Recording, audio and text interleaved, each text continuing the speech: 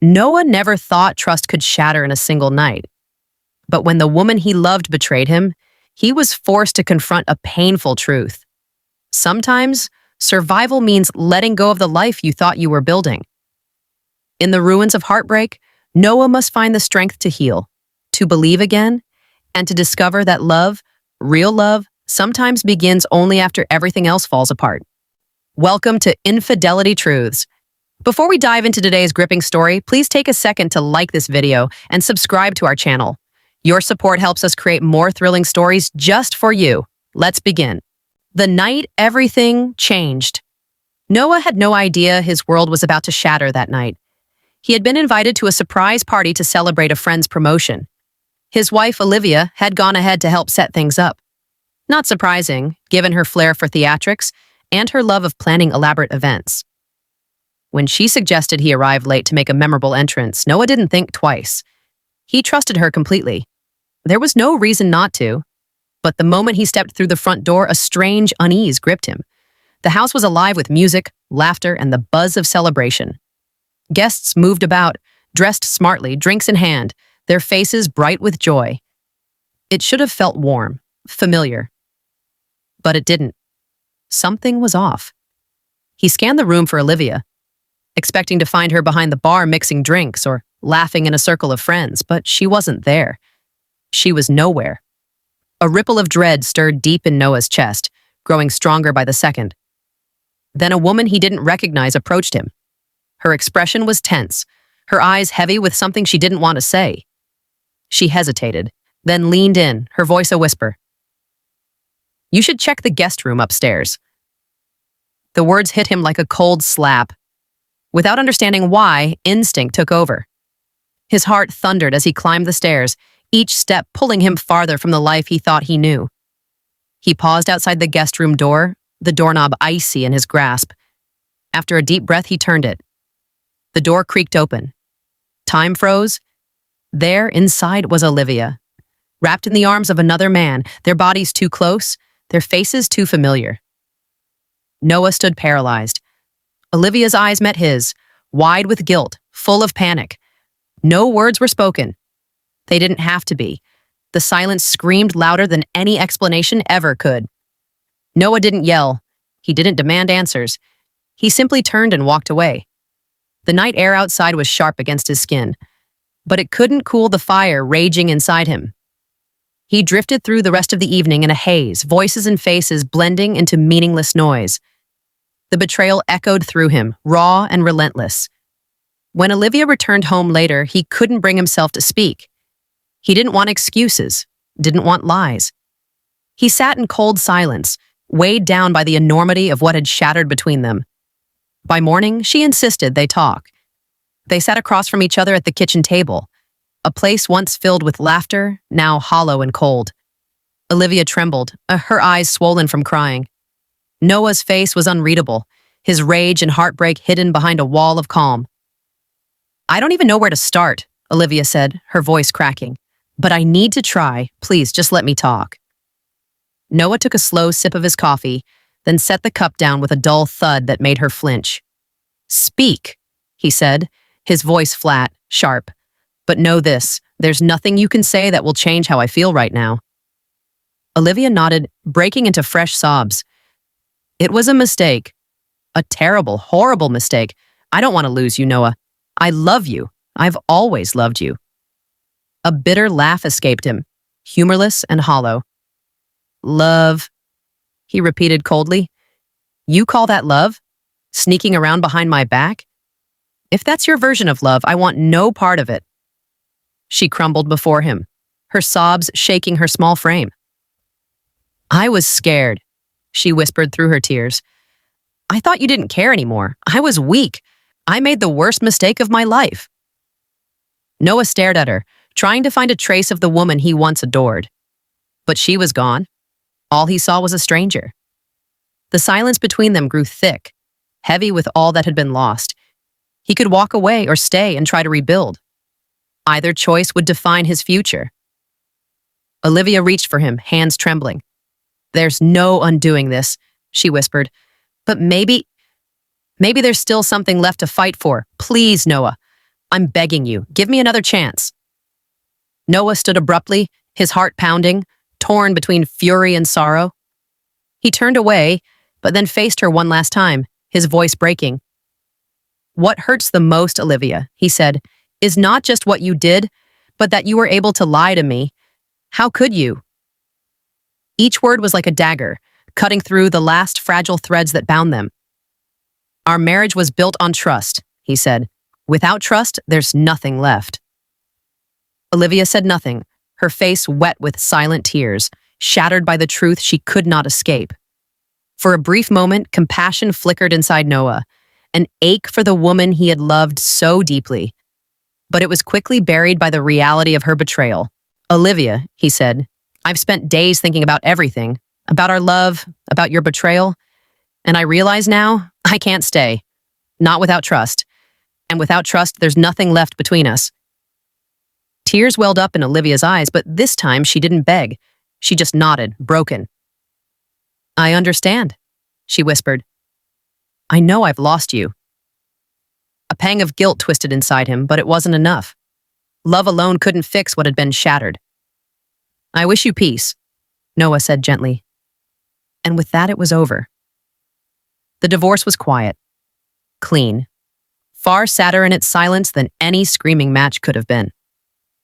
Olivia left the house. Noah stayed behind, though it no longer felt like home. The walls echoed with memories he could no longer bear.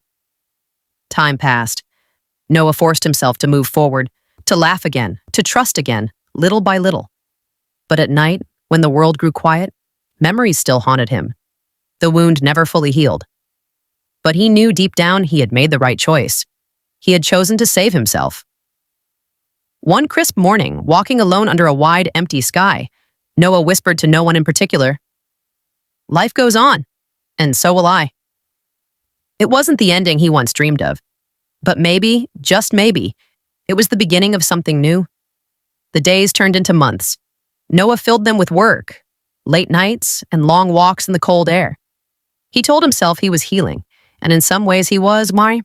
But the truth was, some wounds heal slowly, and some never fully close. Friends reached out. Some tried to distract him with dinner invitations or weekend trips. Others stayed away, unsure of what to say. Noah didn't blame them. Grief makes people uncomfortable, especially when the grief isn't death, but the death of something invisible. Trust, love, a shared life. There were nights he thought about calling Olivia. Nights he missed not just her, but the version of himself he had been when he was with her. Hopeful, open, alive.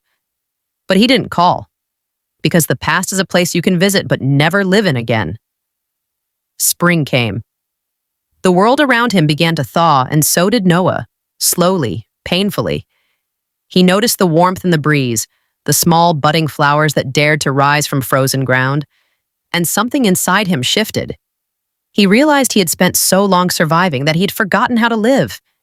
He started small, a weekend road trip by himself, reading books he never made time for, learning how to cook without burning everything, letting silence fill the house without fearing it. And eventually he realized something simple but profound. He didn't miss Olivia. He missed who he had been with her. One rainy afternoon, Noah found himself at a coffee shop downtown, the kind he and Olivia used to visit years ago. But this time, he wasn't there for nostalgia. He was there for himself. A notebook sat open in front of him, a pen in hand. The first words he wrote were shaky, but honest. Today, I choose myself. He didn't know what came next. He didn't have a grand plan or a timeline for when he would be healed. But for the first time in a long time, he wasn't looking backward. He was looking forward. Sometime later, while volunteering at a local shelter, Noah met someone. Her name was Claire.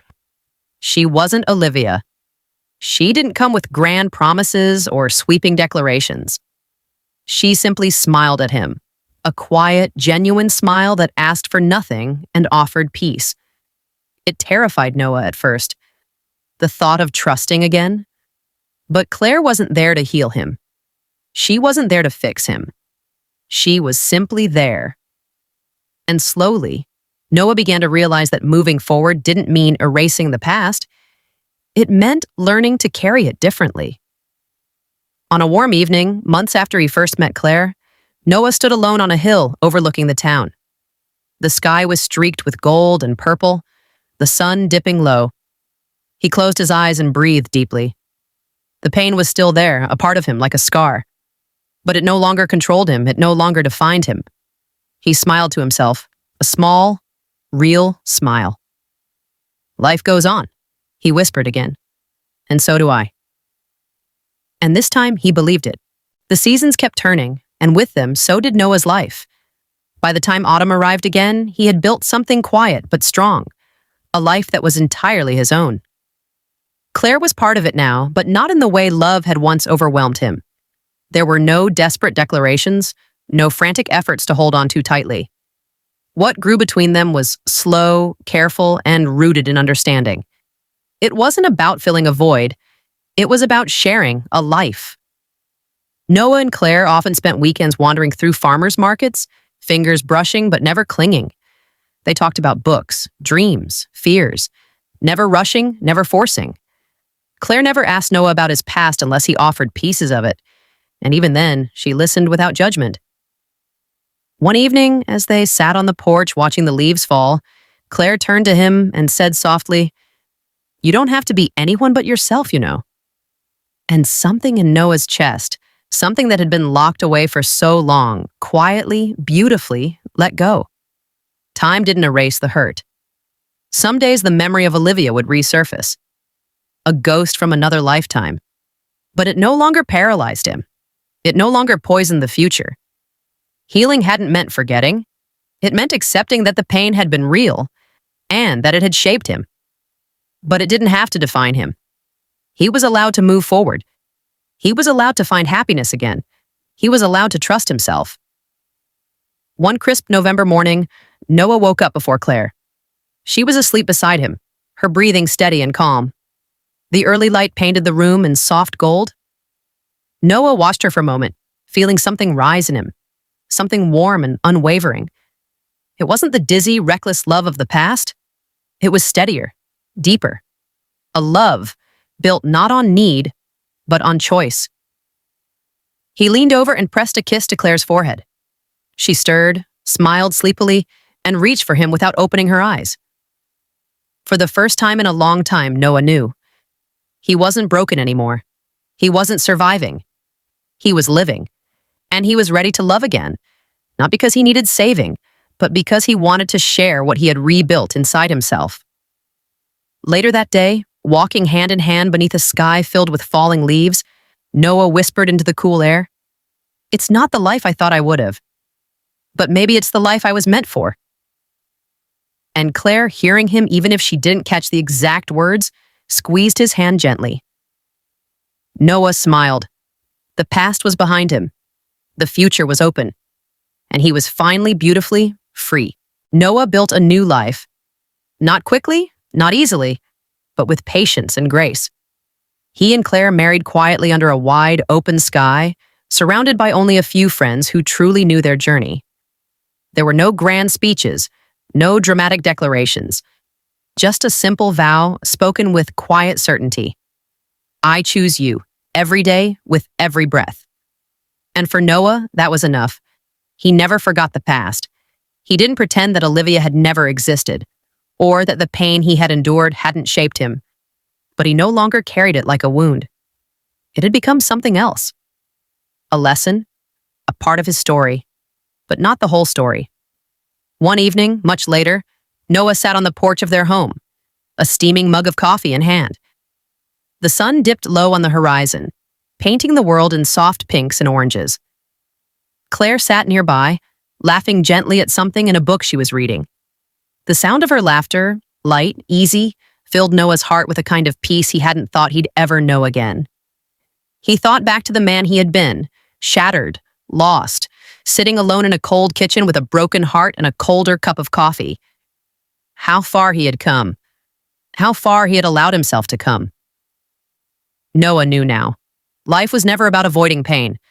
It was about moving through it and finding beauty on the other side. He smiled to himself, looking out at the fading light. Not everything in life could be controlled. Not every dream would come true the way you imagined. But sometimes, if you had the courage to let go of what was broken, you could find something even stronger in its place. Something real. Something lasting. As the stars began to prick the evening sky, Noah reached for Claire's hand. She squeezed back, and together they sat there, two people who had been broken before, but who had chosen to believe in life again. Noah lifted his eyes to the vast, beautiful night and whispered, almost to himself, "Thank you." It was not a thank you for the pain. It was a thank you for the survival, for the strength to keep going, for the love that had found him when he was finally ready, for the life he never expected, but was so grateful to have. And in that moment, beneath the stars, Noah truly understood. Thank you, my amazing subscribers. Wow, what a journey. If you've made it to the end of this story, I just want to take a moment to say thank you. Your support means everything to me. Every time you watch, like, and comment, you're helping keep this channel alive and growing. And trust me, the best is yet to come. I see all your comments. I feel your love, and I truly appreciate each and every one of you. If this story touched your heart, hit that like button and drop a comment below. I'd love to hear what you think. Your thoughts and feedback inspire me to create even more powerful stories. And if you haven't already, subscribe and turn on that notification bell so you never miss a new upload.